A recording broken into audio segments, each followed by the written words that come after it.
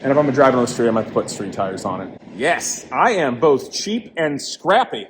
And that's something to behold. For all of those out there in the world that are jealous, I don't like Casey Putsch. He has nice things. Where does he get his money? Is he a drug dealer? No, you idiot. I'm scrappy and know how to make stuff and fix stuff that's cheap. And I told my wife, I'm like, hey, it was easier than I thought. She's like, you mean we've been frying in this car for years because it was easier than you thought? I'm like, it wasn't that easy. I'm going to have to register with my neighbors after putting this phone up the Viper skirt. And the government can go and shove it up there. And that's a reminder. Yes, I drive a Dodge Viper. How can you tell?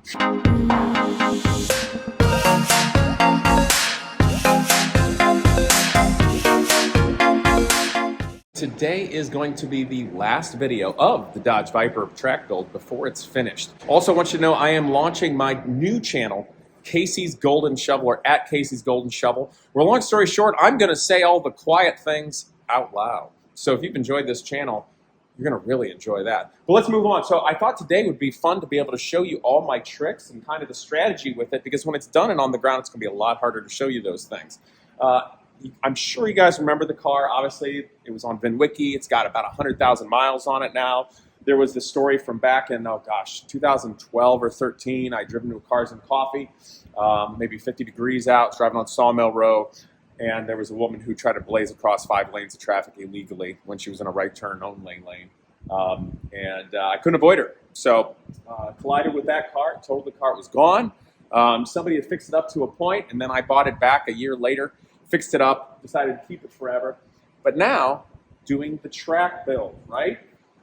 So it's a great car, but it needs love. Now, you all remember the first thing about Dodge Vipers, there's some deficiencies if you want to track one of these. The first one is cooling. The original radiator is weird because the tanks are big, but it lacks an extra core. So you can, in fact, recore it, and it'll cool half decently. But on this one, I worked with the company PWR, which is formerly C&R Radiators. They're in Indianapolis, and they make all the best radiators for racing. Now, unfortunately, now it is buried underneath all of the shrouding and the intake. But we're going to look down here, and you can see the oil cooler here, the aluminum one. Isn't that neat? Of course, there with the iconic PWR, beautiful AN fittings, highest quality that can be. And also, of course, you're just barely going to be able to see some aluminum right here.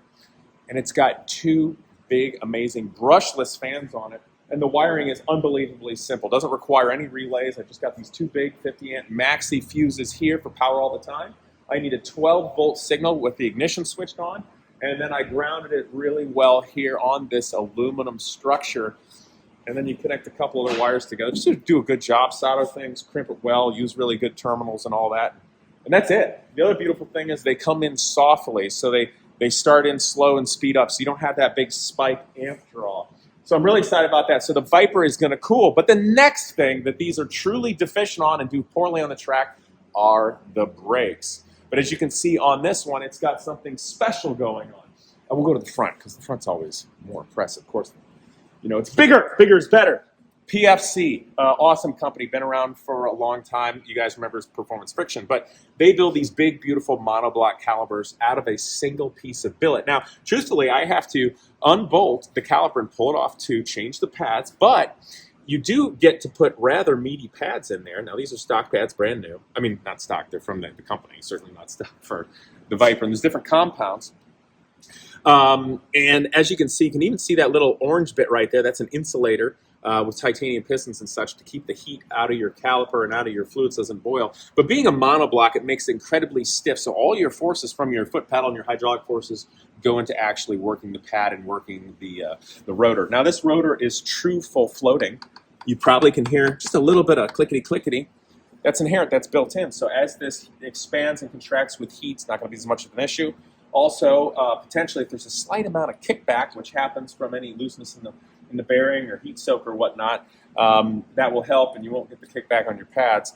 Some of you may have seen a McLaren F1 driving video, obviously 3 pedals, and the driver, right before he goes into full braking, the left foot comes over and goes on the brake pedal to pump it up to make sure it's there, because even amazing cars sometimes get a little kickback, and that's a technique you do. But I'm really excited about this. I don't think I'm going to get any kickback.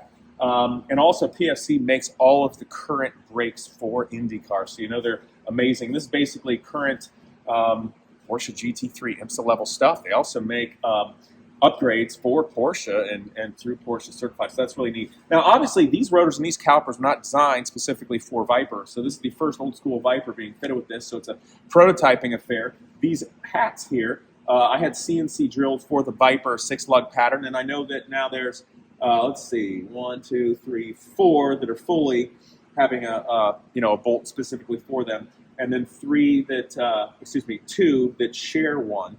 Now, I had somebody comment, oh, it's going to degrade, you're an idiot, engineering and math. Blah. Well, okay, first of all, the PFC guys that are engineers said it'll be just fine for prototyping, and of course, if you make a production one, it would be all 6 drilled. But I'd like to show you something.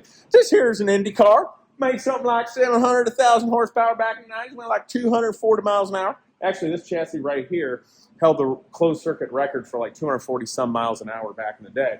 And let me show you the brakes on the front of this. Now, I'm not pushing Brembo because obviously PFC was really cool. But look at this. There's only 1, 2, 3, and would you believe it? 4 pins that hold this. Okay, so if this thing can make it like 7,000 pounds of downforce and 240 miles an hour with 4 pins can do it, I'm pretty sure this here Dodge Viper with 4 is going to be just fine. But if you want to troll, please, we enjoy your stupidity. Moving right along, so the engine, mostly stock at this point. Obviously, it's got 100,000 miles on it, but good compression. It's not burning oil. Bearings are decent. And we'll go into, there's some things you can do to it. But what did I do to start? First of all, I took the oil pan off, which you may be able to see. I'm going to put the camera in here. Oh my gosh, up the Viper skirt. What up? Okay, so there's the oil pan. You're welcome. Yes. I'm going to have to register with my neighbors after putting this phone up the Viper skirt. Oh, Casey's making jokes. Yeah, I am. Because they're funny. Anyway, so took the pan off, altered the windage tray, also altered the tray. So long story short, the oil that's going through the motor and through the bearings can get down into the pan faster. And it's got 2 trap doors so that under braking and acceleration and cornering, it helps keep the oil right where the pump pickup is. So we're guarding against oil starvation along corners. But I still got to watch that. And if it doesn't work, I don't want to go to dry sump because I still want to drive it on the street. But I may put it in active sump. So we're already putting some effort in to make sure we're going to have any issues with oil starvation. But we're going to monitor that. Also probably going to run the oil level a little bit higher too. Now beyond that, I had the valve covers and the intake off. The valve covers stock are magnesium, and magnesium is Satan's metal. It corrodes if you look at it. It likes to light itself on fire if you crash it. Well, it can, actually. But anyway, so it corrodes real fast. So instead of the Viper logo and verbiage here being bare metal, where you kind of like shave off the paint, I'm not going to do that. I don't want to let oxygen in there. So wrinkle painted the whole thing after finishing and priming it nicely, and then I just did this in black. The intake is aluminum. That's why I let this be nice shiny metal, because it's going to be just fine. But I wrinkle finished that, did all new O-rings with the injectors, the fuel lines, make sure that's hunky-dory, brand new spark plugs, and then also the, shall we say, the ventilation of the engine's not real great on the Viper stock. I didn't change it much, it's a little. On the valve covers, you got these ports here that originally went to a T-junction block and then is plumbed to your intake, so any vapors from the motor are burned. There's positives and negatives to that. We'll go into it. And then also there's a PCV valve in there, which also leaks like crazy and causes the burn. Now, especially with an older motor that might have a little more blow-by from the combustion getting past the rings and in the crankcase, you don't want it too sealed up or totally seal the motor, because if you did, that positive pressure would blow the oil out the seals, like main seals and stuff. And I don't want to make a mess. But the trouble is, with it being plumbed to the intake, it's making the engine burn a lot of oil and getting skanky and on the valves, and it's arguably not great. So I plumbed this thing for the track so that I've got these lines coming off of the valve covers, you can see, that go here to a catch tank. So any oil I can catch in here and then dispose of and recycle properly here with your vents being up here. Now, for any of those of you that are like, Casey, emissions and greenness and Greta's going to yell at you. Ah! Okay, Greta, chill, even though you've never built a damn thing in your life. This is an intake box here. Look. So not only will any oil go in here for me to recycle properly instead of getting burned by the engine. Yeah. If any vapor were to come out of these, it's in this intake box, which then will get intake by the engine and burned without burning oil, keep the engine cleaner for a much longer time. And then I don't have to ruin the environment by having new parts made over a long period of time. And I can have a car for years and years and years and work. So take that, lefties. Okay, they don't know jack about engineering. Anyway, so it's going to be great for the track. It's still good for the environment. And I'm smart. Yes, yes. No, I'm not. But that's what I did. It'll work better. Moving on with that, yes, we totally resealed the air conditioning system. Turns out it was easier than I thought. You just have to put a new O-rings there and a new dryer and new O-rings up there and new O-rings over there, and now it'll work. And I told my wife, I'm like, hey, it was easier than I thought. She's like, you mean we've been frying in this car for years because it was easier than you thought? I'm like, it wasn't that easy. It was kind of that easy. Turns out it's easy to fix the air conditioning Viper. I hope it works. Fingers crossed. Okay, if you guys don't care about that so much. You saw the brakes, so I've got my 4-star wheel on here and got new lug nuts for it, whatever. Now this, all right, you guys are going to think I'm kind of trashing. I brought Rotoform wheel covers. Now they don't fit this because they're basically a BBS knockoff. So I bought these aluminum nuts, and here's where you're going to think I'm nuts. Look, it's PVC plumbing stuff. Yes, I am both cheap and scrappy, and that's something to behold. For all of those out there in the world that are jealous, I don't like Casey Putsch. He has nice things. Where does he get his money? Is he a drug dealer? No, you idiot. I'm scrappy and know how to make stuff and fix stuff that's cheap. That's how I do it. Anyway, so this is plumbing malarkey that I figured out how to put together, cut, modify, use gaskets and such to go in the wheel, the 4-star wheel, without modifying it at all. In fact, let me go find a wheel cover. You're going to love this. It's beautiful. So look, here they are, and they already come in the sizes of wheels I have, 18-inch and 19-inch. So here's the front one. Now, truthfully, there's not a lot of fan action going on there for the turbo fans. It's kind of more of looking cool. And I got the cool BBS-looking stickers being made for the way it was in the 80s. But check this out. So this is going to go in here, and it sort of centers on that middle. Now, the middle, I need to bond so it's a little better. So, oh, no, I have to put down the phone. No, I'm a man. I can just do this with 2 hands. Yes, I can carry everything out of the car in one trip. That's right, ladies. We're men. Okay, here we go. Oh, look at that. I can be a cinematographer. Oh, no, that's cross-setting. Calm down. Casey! Yes, yes, yes, yes, yes, yes. Yes, yes, we are men. We don't need to make 2 trips. Yeah! 1 trip, one-handed. There's only 2 words to describe the United States industry. Made in America. Thanks, Joe. Anyway, so that's on there. I really like it. It's kind of fun, kind of old IMSA from the 80s. I'm going to put the BBS-looking stickers on it. It's just good fun. And then on track, if I want to, if it somehow creates an effect and it's great, fine, I'll leave it on. Or I'll just take it off, do my track day, have fun, make the white wheels super dirty, and it'll look pretty, go to the track. So all the kids today that are vaping with their Subaru STDs, I'll just put the wheel covers on. They'll be like, sweet turbo fans, brah. Okay, let's go to the interior. Oh, there's too much crap in the interior. Let's go to the other side of the interior. Yes, here we go. You guys are going to like this. Okay, first of all, look at this. Comfortable upholstery. Yeah, bare carbon fiber. I like that. It's lightweight. It's bolstered well, but don't slip because you will tear your weenus. I don't know if weenus is an actual body part, but I'm going to use it right now. Okay. Anyway, so here we are. Carbon fiber. Yes, I like that. I fit well. Also, poof. Yeah. Pagani Sonda steering wheel. It's a Nardi Calista, same one. Now, I did this because I like to party. My idea of a party is saying that a Dodge Viper GTS is basically nothing more than a Cobra Daytona coupe rebooted. Now, so that's what I did. Little homage there to old school American racing. So, you know, you got your bare aluminum polished spokes. You got your actual beautiful wood, like back in the day with Cobras and stuff. But you got your, sort of D-shaped with the, what is this, perforated leather? Yeah, sort of modern. And then, of course, what I did, got a walking Liberty dollar here, silver dollar. That was my grandfather's he gave to me. Would you believe that it's a 1997, just like the car? I think that's perfect. And I also think it's a great reminder that we have to protect our personal liberties. And rights are God-given, not from the government. And if the government thinks it's given to you and it's not a right, it's an actual privilege, and they can take it away. And the government can go and shove it up their ass. So liberty is a very important thing to all. And that's a reminder. Yes, I drive a Dodge Viper. How can you tell? Anyway, so also with the shifter, I made a new shifter here and put an aluminum ball in it. I like that, just like that a little better. Kind of fun, kind of vintage, you know, sort of more 60s. But then you guys will like this, I'm sure. I put in this hydraulic handbrake. It's inline, plumps to the rear calipers. And I've never done this before. Allegedly, it works. It's a little sketch because you're sort of feeding the master cylinder here from the master cylinder in the front. So technically, if you're not pulling this, this is an open circuit. So when I push the pedal, the fluid can then go to the rear.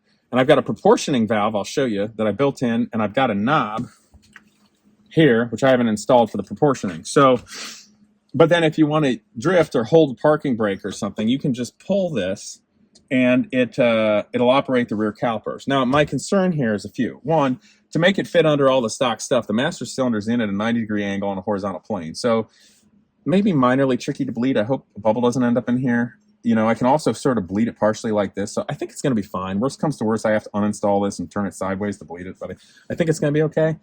The other thing is you can't operate both at the same time. I mean, you can, but doesn't really work for road racing. It's not drifting.